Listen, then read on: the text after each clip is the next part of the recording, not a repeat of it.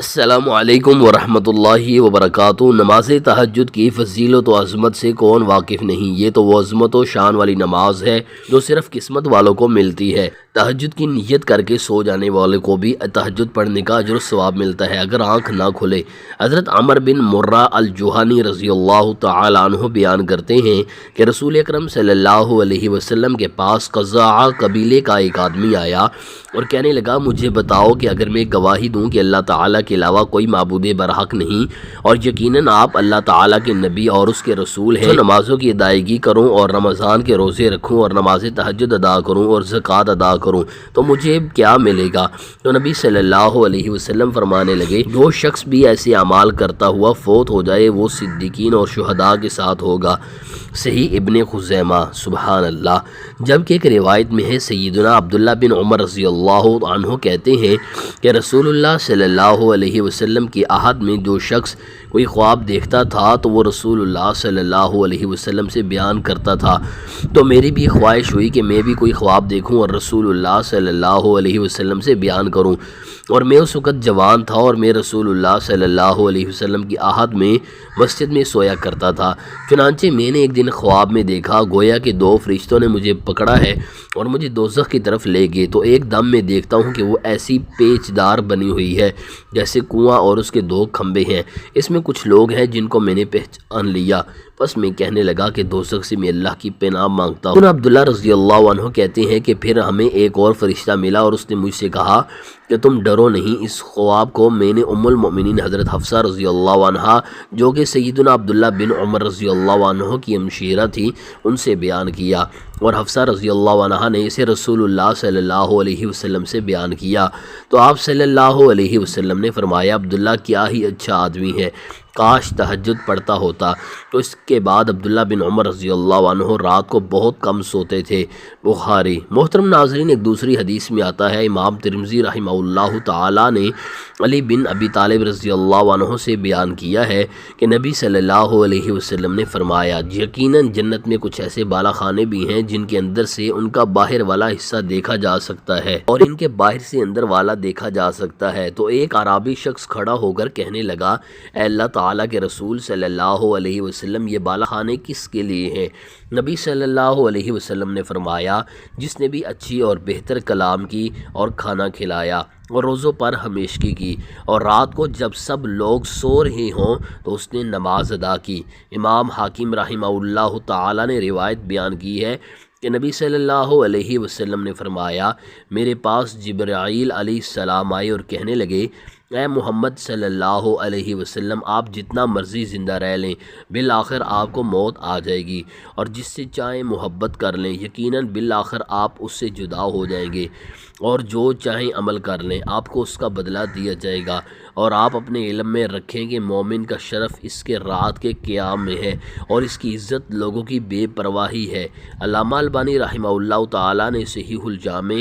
73 حدیث نمبر میں اسے حسن قرار دیا ہے، اور ایک حدیث میں نبی صلی اللہ علیہ وسلم کا فرمان کچھ اس طرح ہے، جو شخص بھی 10 آیات کے ساتھ قیام کرے وہ غافل لوگوں میں نہیں لکھا جائے گا، اور جس نے 100 آیات پڑھ کر قیام کیا وہ قانتین میں لکھا جائے گا، اور جس نے 1000 آیات پڑھ کر قیام کیا اس کو مقنطرین میں لکھا جائے گا۔ سنن ابو داؤد۔ مقنطرین وہ لوگ ہیں جنہیں اجر و ثواب کا قنطار دیا جائے گا، اور قنطار سونے کی ایک مقدار کو کہتے ہیں، اور اکثر اہل علم کا کہنا ہے کہ یہ 4000 دینار ہیں، اور قنطار کے معنی میں یہ بھی کہا گیا ہے کہ بیل کی کھال کو سونے سے بھرا جائے تو اسے قنطار کہا جاتا ہے، اور یہ بھی کہا گیا ہے کہ 80,000 دینار ہیں، اور ایک قول یہ بھی ہے کہ بہت زیادہ مال جس کی مقدار معلوم نہ ہو اس کو قنطار کہا جاتا ہے۔ امام طبرانی رحمہ اللہ تعالی نے روایت بیان کی ہے کہ نبی صلی اللہ علیہ وسلم نے فرمایا، قنطار دنیا اور اس میں پائی جانے والی اشیاء سے بہتر ہے۔ حافظ ابن حجر رحمہ اللہ تعالی کا کہنا ہے کہ سورۃ الملک یعنی تبارک الذی بیدہ الملک سے قرآن مجید کے آخر تک 1000 آیات ہیں، لہٰذا جس نے بھی سورۃ الملک سے لے کر آخر قرآن مجید تک پڑھ کر قیام کیا اس نے 1000 آیات کے ساتھ ہی قیام کیا۔ محترم ناظرین، نماز تہجد کے لیے ایک دوسرے کو جگانے والے میاں بیوی کے لیے اللہ کے نبی حضرت محمد صلی اللہ علیہ وسلم نے دعا فرمائی ہے۔ جیسا کہ حدیث میں آتا ہے، رسول اللہ صلی اللہ علیہ وآلہ وسلم نے فرمایا، اللہ تعالیٰ اس شخص پر رحم فرمائے جو رات کو اٹھے اور نماز تہجد پڑھے اور اپنی بیوی کو بھی جگائے، اور اگر وہ نہ اٹھے تو اس کے چہرے پر پانی کے چھینٹے مارے۔ اللہ تعالیٰ ایسے میاں بیوی پر ہنستے ہیں۔ اللہ تعالیٰ اس صورت میں اس بندے پر رحم فرمائے گا جو رات کو اٹھ کر نماز تہجد پڑھے اور اپنے شوہر کو بھی نماز تہجد کے لیے جگائے۔ اگر اس کا شوہر نماز تہجد کے لیے نہ اٹھے تو اس کے چہرے پر پانی کے چھینٹے مارے۔ ابو داؤد۔ سبحان اللہ۔ محترم ناظرین، جو شخص مسلسل تہجد پڑھتا ہو اور اگر نیند کے غالب آ جانے پر آنکھ نہ کھل سکے تو اس شخص کے لیے نماز تہجد کا اجر و ثواب لکھا جائے گا۔ جیسا کہ نبی صلی اللہ علیہ وآلہ وسلم نے فرمایا ہے کہ جو شخص رات کو تہجد پڑھتا ہو اور کسی رات اس پر نیند غالب آ جائے اور وہ نہ اٹھ سکے تو اس کے لیے نماز تہجد کا ثواب لکھا جائے گا، اس کی نیند اس پر صدقہ ہوگی۔ ابو داؤد۔ سبحان اللہ۔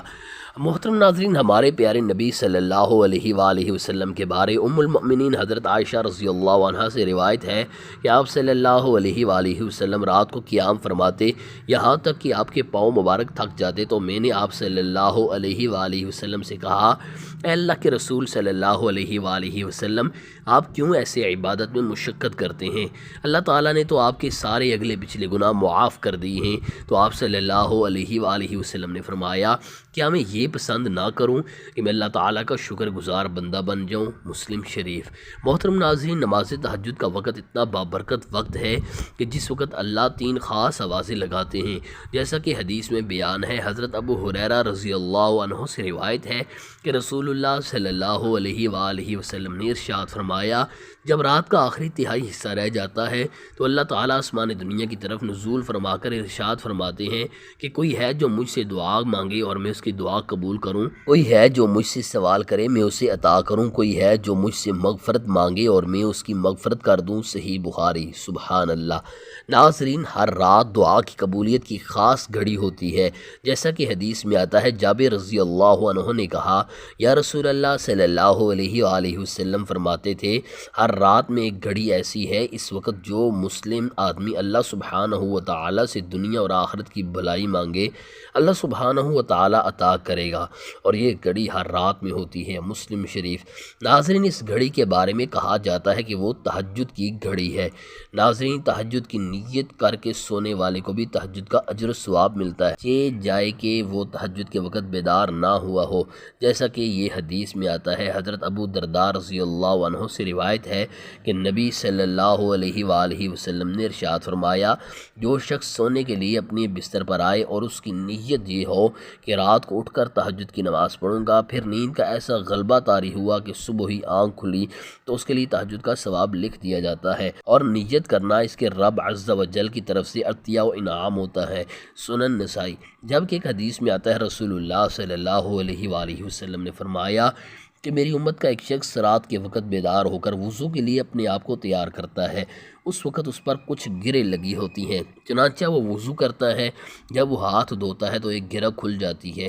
چہرہ دھوتا ہے تو ایک گرہ اور کھل جاتی ہے، سر کا مسح کرتا ہے تو ایک اور گرہ کھل جاتی ہے، جب پاؤں دھوتا ہے تو ایک اور گرہ کھل جاتی ہے، اور اللہ تعالیٰ ان لوگوں سے فرماتا ہے جو نظر نہیں آتے کہ میرے اس بندے کو دیکھو جس نے اپنے نفس کے ساتھ مقابلہ کیا، میرا یہ بندہ مجھ سے جو مانگے گا وہ اسے ملے گا۔ سبحان اللہ۔ ناظرین، اس حدیث سے پتہ چلتا ہے کہ رات کو اٹھ کر وضو کر کے اللہ سے جو انسان مانگے گا اللہ عطا کرے گا، کیونکہ یہ آدھی رات کا وقت تہجد کا وقت ہوتا ہے، قبولیت کا وقت ہوتا ہے۔ اگر آپ کو ہماری ویڈیو اچھی لگی ہو پلیز لائک کیجیے، مزید ایسی ویڈیوز دیکھنے کے لیے ہمارے یوٹیوب چینل کو سبسکرائب کیجیے۔